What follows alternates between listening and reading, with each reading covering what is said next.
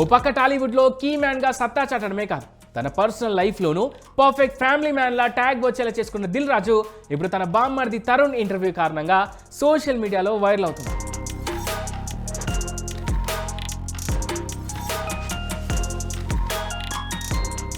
Yes, Dil Raju భార్య Tejaswini brother ఈ మధ్య ఓ ఇంటర్వ్యూకి వెళ్ళారు. అక్కడ దిల్ రాజుతో తన అక్క పెళ్లి గురించి ఇంట్రెస్టింగ్ కామెంట్ చేశాడు. మొదట దిల్ రాజుతో తన అక్క తేజస్విని పెళ్లికి తన పేరెంట్స్ ఒప్పుకోలేదని చెప్పుకొచ్చాడు. అందులోనూ దిల్ రాజు వేరే సామాజిక వర్గం కాబట్టి తన అమ్మమ్మను ఒప్పించడం చాలా కష్టమైందన్నాడు.